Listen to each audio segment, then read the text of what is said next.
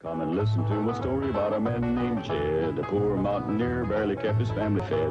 And then one day he was shooting at some food, and up through the ground come a bubbling crude oil, that is, black gold, Texas tea. Well, the first thing you know, old Jed's a millionaire. The kinfolk said, Jed, move away from there. Said, California is the place you ought to be. So they loaded up the truck and they moved to Beverley Hills, that is, swimming pools, movie stars. The Beverly Hillbillies.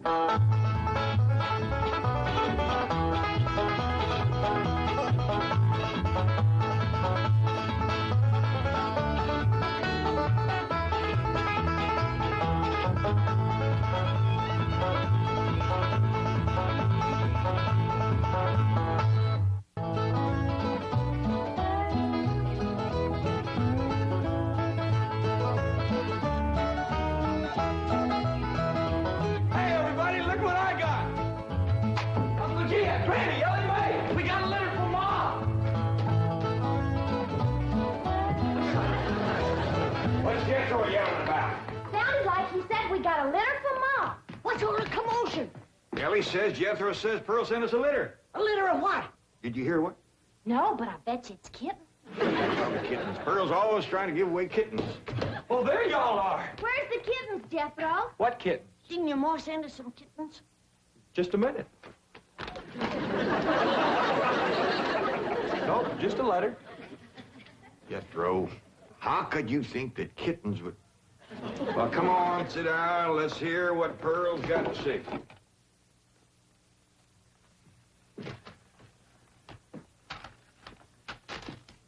Dear son and kinfolk, I take pen in hand to say we are all fine back here. How are you all out there? Just fine, Pearl. That's right. Jethro, I hope you are making good marks in school out there. Ma thinks I'm going to school. Are you in the 5th grade like you would be here? Doggies, Jethro, I clean forgot about putting you in school. We're going to have to get you started today. Can I go too? Well, no, I think Miss Hathaway's got plans to put you in some girls' school. Can I go too? Jethro, I just said it was a girls' school. That's why I want to go. I like girls. I don't. Let's get finished with the letter. After that, we'll take care of school. Your sister, Jethrine, had a narrow escape. A city dude tried to take advantage of her. What does that mean, Paul? That's, well, Granny will explain that to you later. Tell us more about the city dude, Jethro. His name is Jasper Heath. Jasper Heath? That's a funny name. Oh, there's a dot in there. His name is Jasper. He wears patent leather shoes and spats on them. Don't sound too neat, does he? He seen your sister at the cabin when I went there to keep an eye on it for Cousin Jed. I know what Pearl went there to keep an eye on. Mr. Brewster. Well, now, Granny, Pearl's a widow woman. She got a right to look. I ain't knocking it. I got my eyes open myself. At first, I thought the city dude worked for Mr. Brewster, so I drove back out to the cabin to give him a piece of my mind. I could put a bug in that Mr. Brewster's ear. Look out for feathers. Feathers? The more Pearl has her eye on a man, the more feathers she sticks in her hat. That's right. 3 and 8 came in flowing 2,000 barrels a day. And it looks like the news strike's going to be even better. There's no doubt about it. This is one of the richest pools we've ever hit. Yep, everything from here is good news.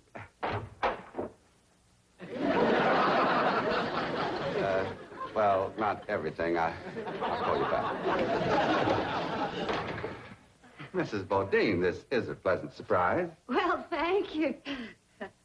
Although you might not think it's so pleasant when you hear what I have to say. Oh?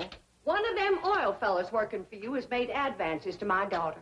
Made advances? Well, what would you call being picked up and carried off by brute force? Well, I'd call that making advances. What's his name? Jasper Depew. Jasper Depew. I ain't seen him myself, but from what Jethro tells me, he's a pretty slick article. Oh. Oh, Mr. Brewster, you don't know how hard it is for 2 girls living alone like Jethro and me. You see, my son Jethro's in California with Cousin Jed, leaving us no man to protect us. I'm a widow woman, you know. I guess wherever you have two unattached girls living alone, there's bound to be trouble. Especially when the girls are the kind that men call lookers. Did you say his name is Depew? Jasper Depew. Calls himself Jazzbo. Oh, Jethro says he's a flashy dresser and a fancy talker and drives a sporty car. Regular big city dude. I guess Jethro's kind of like me when it comes to tall, handsome city fellas. I'm just putty in their hands. Nope, no one by that name working for OK Oil. You mind if I look? Oh, well, no, go right ahead. I'm bound and determined to find the rascal that trifled with the affections of my sweet, innocent, helpless baby girl. Ma! Jethro, I thought I told you to stay in the buggy. I seen Jasper Depew coming. Here? Yes'm. Oh, well, thank goodness we got Mr. Brewster to protect us. Oh, there he is. Mr. Brewster throwed his arms around me and helped me in his strong embrace. What's an embrace, Paul? Well, that's when folks kind of twine their arms around one another. You mean like wrestling? It's sort of like wrestling, except they ain't mad. It's like wrestling for fun. Yeah, I reckon you could see that. Then we heard a knock on the door, and we knowed it was Jasper He. Better look for that dot again. Oh, yeah. We knowed it was Jasper. He was there to get Jethrine. Her beauty had set his heart to burning with flaming desire. What's flaming desire, Paul? Well, Granny will explain that to you later. Well, I'll try. You're sure counting a heap on my memory.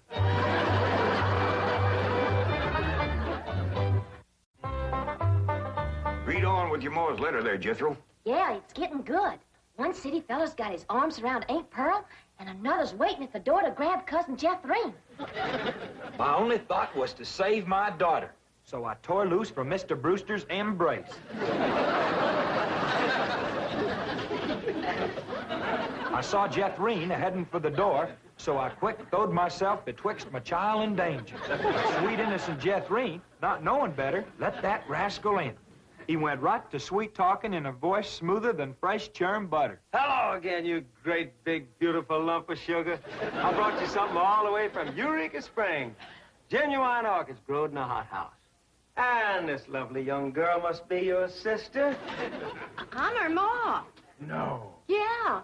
Well, for Jethrine's beautiful mother, a little gift of genuine French imported perfume all the way from Paris, France. Oh, well, you had my order. Oh, my goodness. Genuine Paris, France perfume. Look at that French writing on there. That says, "Ah, d'amour." That means, oh, love. Ain't he a sport, Ma? Mr. Jethrine has got herself a steady fella now. He says he is going to ask for her hand someday. I hope he will take the rest of her, too. Ha ha. Give my love to all and be a good boy. I am going out now to mail this letter and get some more feathers for my hat. As ever, your loving mother. Sure nice to hear from Ma. Nice letter, nice hearing. Jethro, you and me's got to go right out and find a school and get you to going. Granny, you pack up a nice lunch for Jethro to tote along. How about a big mess of poke greens and chitlins with some pole and a big pot of sorghum to dip it in? Fine. Oh, Granny, it don't have to be that fancy. Some of the other boys here in Beverly Hills might not have it so good. They'd go to complaining to their folks. Let them complain. It ain't gonna hurt none to raise their standard a little. I'll get the truck up to Jed. Paul, please let me go with Jethro.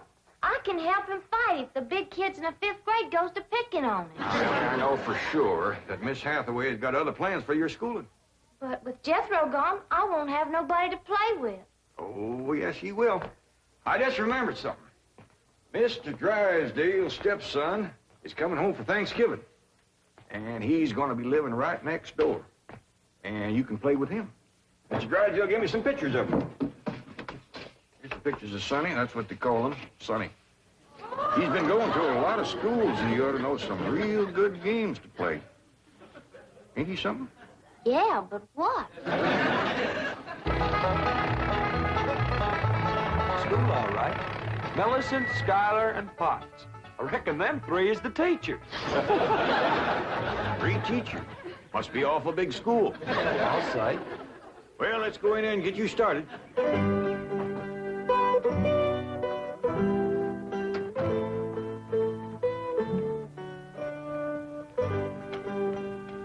you are.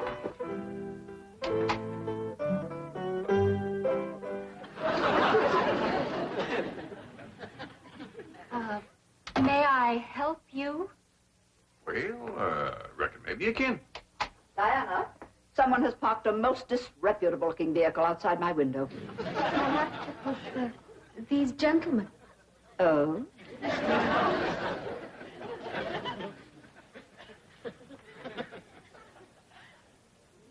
Yes? What is it you wish? Well, I'd like to get my nephew started into school.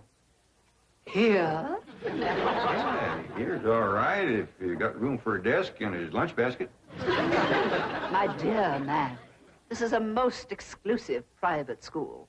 The tuition is quite expensive. Well beyond your means, I'm sure. Does that mean it costs a lot of money? That is precisely what it means. Well, I can pay you if it ain't over 25 million. 25 million Yes, ma'am, that's all I got. dollars? Yes, ma'am. In cash. Yes, ma'am. This is obviously a practical joke perpetrated by one of my envious competitors. What is your name? Jed Clampett, ma'am, and this here's... And you expect me to believe that you have $25 million? Well, no, not on me, ma'am, but my neighbor, Mr. Drysdale, he's keeping it in his bank for me.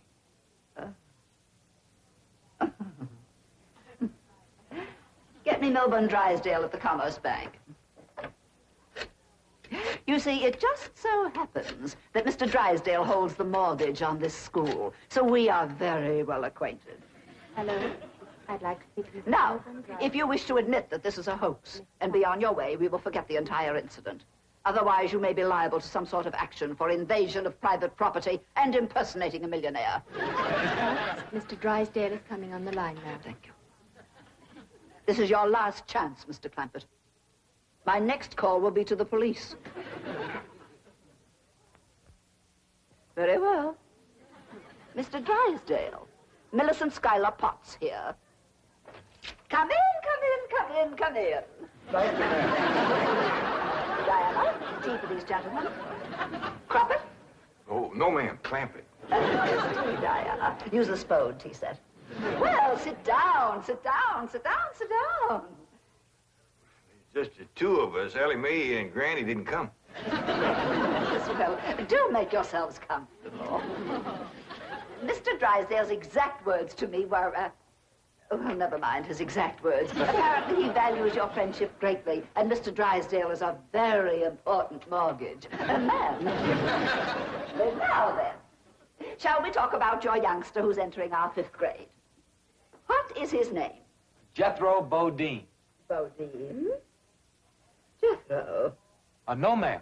Jethro Bodine. We always put the last name first. Now, male, of course.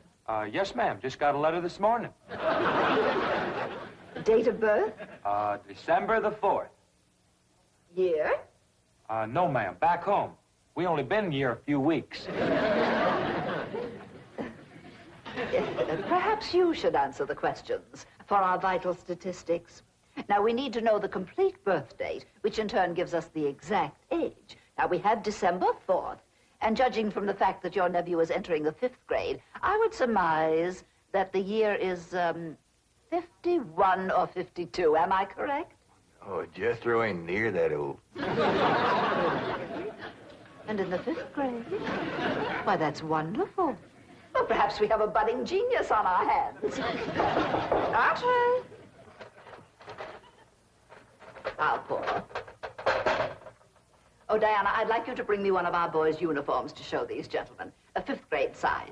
No, on second thought, you'd better make it 3rd grade. He's younger than average. Mrs. Clark. We require that all of our students wear identical uniforms. It makes for less friction that way. Otherwise, the boys of millionaires are apt to be taunted by the really rich. I bet you Jethro will look right good in a uniform. He can't wait to be a soldier. Oh, yes, many a young lad is like that. However, our uniforms do not reflect any militaristic design. No, rather, we strive for something gay, attractive, and smart. Oh, there you are. Charming, isn't it? Now, you take this home and have Jethro wear it when he comes to school in the morning.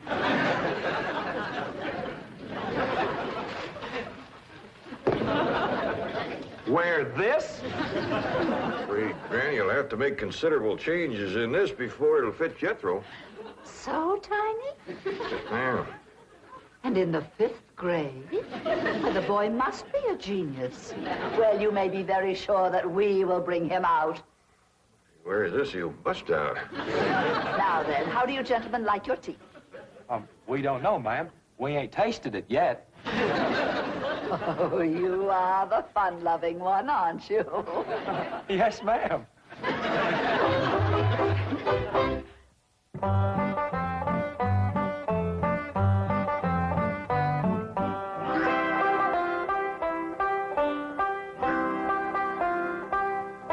Granny, here's Jethro's school clothes. You want me to help let him out? Oh, well, thank you, Ellie, but let's see what has to be done. Maybe they fit him already. That's supposed to be a hat? I reckon so. What's that? Well, Jethro said it stands for pot. Pots? That's the school he's going to. Pot school. Hell, he'll be learning a good trade. If there's something folks always needs, it's pots. Jethro can make you some dandy new ones once he catches on to it. Now, Sam Hill is supposed to wear that. Well, Jethro, I reckon. Jethro couldn't have wore that at 3. Well, Paul said it would take some letting out. Letting out? There ain't enough seams in the whole world to let that out. How's it going, Granny? Are you getting my uniform already? Jethro Bodine? No, Granny. Over to school, it's Bodine Jethro. Honey May, leave the room. You got no shame running around here in your underpants? Granny, these ain't underpants. They swimming trunks. You wrap that towel around you before I cut a switch. But Granny, Miss Hathaway says... I don't care who says what. I'll be glad when your ma gets out here to take you in hand and to make you some school clothes. These things ain't never gonna fit. But Granny, I gotta have these in the morning. It's a rule. All us kids over there's gotta wear these. And that coat, too. Yeah. I sure wish your ma was here with her sewing machine. Pearl's a whiz at making clothes. Now that you're going to be keeping company with Jazzbo Depew, you're going to need some nice clothes. I like the little fella, Ma. I'm glad, Jeffrey. But you got to stop picking him up all the time. He ain't heavy. That ain't the point. It don't look fitting for a girl to run around carrying a fella. All right. I won't pick him up anymore. Till we get married. Why would you pick him up then? To carry him over the threshold. You ain't supposed to carry him. He's supposed to carry... No, that's ridiculous. I declare, I don't know how I'm going to keep you in clothes the way you're shooting up. I start a new outfit, and by the time I get it stitched together, you've outgrown it.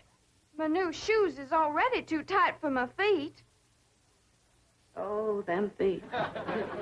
If they get any bigger, you're going to have to go outside to turn around. My feet ain't as big as Jethro's. Well, of course not. He's a boy.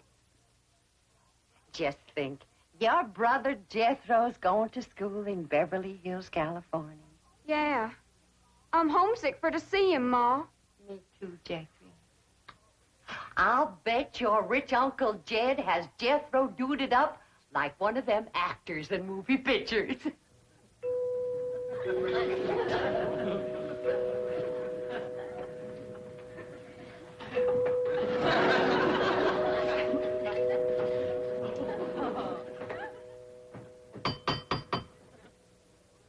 Dang, if Jethro ain't right.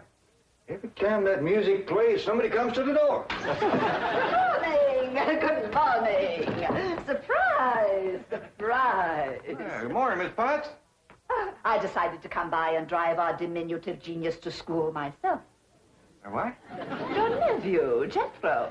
Oh, yes, ma'am. Jethro! Come on down here. You got to ride to school. Well, that's mighty nice of you, ma'am. Oh, tut, tut, tut. I'm going to give the boy my personal special attention. I feel that when one... Well, howdy there, Miss Potts. You come to take me to school? Yeah, betcha she is. Now, I want you to be a good boy and make good marks so your ma will be proud of you. This is your nephew? Ma'am, you met him yesterday, remember? Of course, he does look a mite different in his uniform. Granny had a time getting it to fit, but she done it.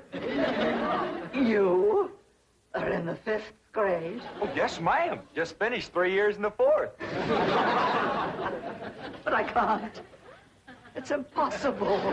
Oh, that ain't nothing. He got through the 1st grade in only 2 years. Under no circumstances can I allow this.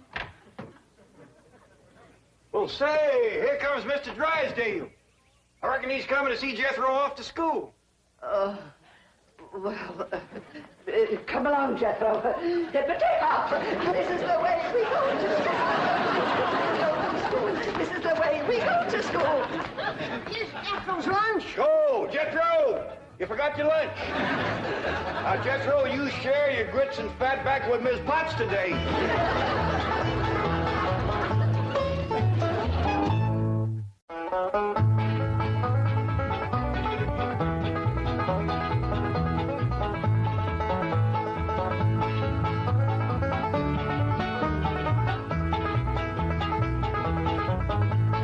Now it's time to say goodbye to Jed and all his kin. They would like to thank you folks for kindly dropping in. You're all invited back next week to this locality to have a heaping helping of their hospitality. Hillbilly, that is. Set a spell. Take your shoes off. You all come back now. Here. This has been a Filmways presentation.